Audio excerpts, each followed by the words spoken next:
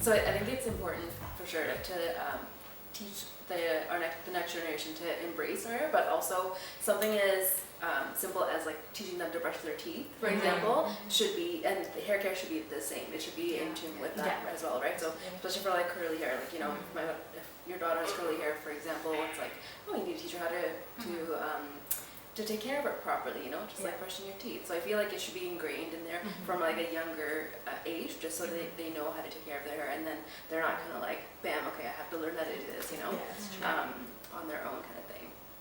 I think the same also could be said, as you're saying this, I'm like, so much of the beauty standard message is also centered around the male gaze. And so like, it's like, how do we also help our young boys and men unlearn and critically ask them to like question where their views are coming from, and how big their voice is when it comes to shaping and molding and harming how women and women identified folks feel around their hair. And I like, we don't talk enough about that. Like, as you were talking about this, I'm thinking, I'm like, yeah, but like where do we get that message from? As you know, it's like, I just like, I don't know. And to the point of like, how early does it start? Like, I'm thinking back, I'm like, I vividly have this memory of watching like The Little Mermaid when I was a kid, and then throwing like a t-shirt on my head and flipping it back because I wanted long hair and I didn't have long hair, and it was like, and I'd walk around the house with this t-shirt on my head pretending it was long hair. And you know, and it really does start so early, like as much as we think that it's, you know, something that we're critically questioning as we get older, that messaging just starts so early. And so how do we bring all children along in that message of like critically thinking about where does this message come from? And does long hair need to be as gendered as it is? Yes. Yeah. Totally. Yeah, and I think the other part is also knowing that hair care doesn't have to be synonymous with beauty. Right? That hair care is about self-care, is about love for yourself and your own body, regardless of whether you want to color it, dye it, cut it, shred it, because shave it, because the hair is such a, like, it's an emotional journey, right? There's trauma that's associated with it, right? And I think of like our own community and like the trauma and resistance that we've had to go through in order to be able to sustain ourselves, right? I think about like the resistance, and I think about women who were seen as these feminine, you know, in these feminine spaces. And then I think of women taking up arms, not for the political conversation is a whole other topic, but just the woman's body. And all the things women go through. And then choosing, being able to like braid hair, be in conflict or combat with hair, and going through all of these things with our bodies, right? And so I think that history is one that's so intense, right? And you think of women around the world, internationally, who are constantly living through so many volatile circumstances, right? And I think that is the lesson. Because yes, we can make ourselves feel guilty or shame ourselves, or others shame each other. The male gaze is in like the view of masculinity, saying like this is what is attractive on a woman. Teaching young boys, girls, or gender non-conforming folks, however you choose to identify, that your body is your choice. And regardless of what you want to be able to do with it, that is your choice, and nobody should have to dictate that for you. Right? So as long as you can sleep at night peacefully, it really doesn't matter. Right? And that's what hair care should be. I think that's the message that we need to send out to young people, right?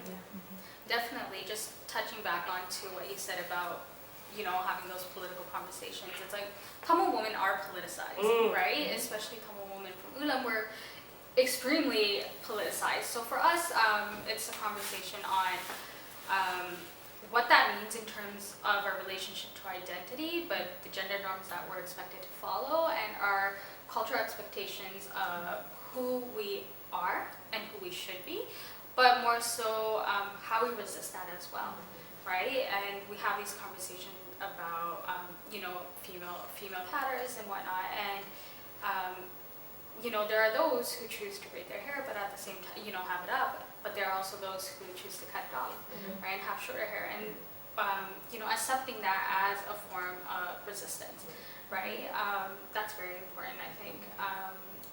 So yeah, I think our culture is very definitely, you know, very politicized, and I think sometimes it's really important to keep it politicized. Not forget like our roots. Yeah. because I go back to that. I have a special place in my heart for braids. Again, not appropriating culture from like black hair and black hairstyles, but I feel like within our culture we have a special social and political connection to braids, and how women wore braids in Ulam for a specific like pre-war, but also during the conflict. Those who took up arms, even those who didn't. I feel like that's why I have a very strong connection to braids, even though I don't. The reasons why I don't wear my hair in braids so often now is because I grew up in braids, so I kind of had to like.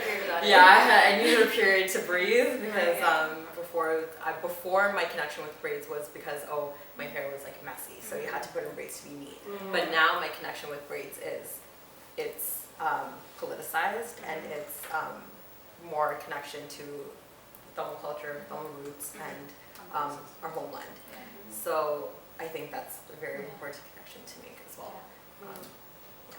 And it's like creating that, and I think that's what it ultimately comes down to, is like creating that you're creating that meaning that you're putting into your hair, and I think it's important that that meaning is critical. And that's the piece, it's that conversation, it's that reflective piece, like where, why, who, what, where's this message coming from, and then how do we form that relationship with our hair, and then it's our relationship solely with our hair, right? And like, as you were talking, I was thinking also, when I think about where do those messages come from, I always think about like, you know, like especially for the context of being a Tamil woman and coming from Ulam, we have to also unpack that like caste was a huge conversation. Like as we're going through, and I'm like, where did our moms like come up with some of these sayings, or like, you know, why did dads felt like their daughter had to look a certain way, or like, you know, and a lot of that also has to do with caste privilege and like not wanting to be associated with certain castes or classes, like parata hair or like sambatunira. Why? Because women who were working out in the fields, that, you know, it all ties into like class and caste conversations, right? Yeah, so it's like, I think it's that, it's like, how do we do that work? How do we help younger people do that work? And then from those critical conversations, then how do we unlearn and reconstruct our meaning to our hair, so it's our meaning that's like conscious, reflective, and critical. I think that's a big thing, the whole unlearning aspect. Like when you think about it, even within our community, there's anti-blackness, just in a way we look at people with curly hair, we look at gender norms in terms of hair. You know, it's a lot of unlearning. We're used to being like, you know, men have short hair, women have long hair, and it's growing up hearing that, but also realizing that that's not right, and having to unlearn that and make sure that that message is passed on is also really, really important. Like I can fully admit, like when I was younger, I probably thought, you know what, men should have short hair and women should have long hair. And I went on thinking that until I grew up, and I'm like, where did that come from? What does that really mean? What's that rooted in, right?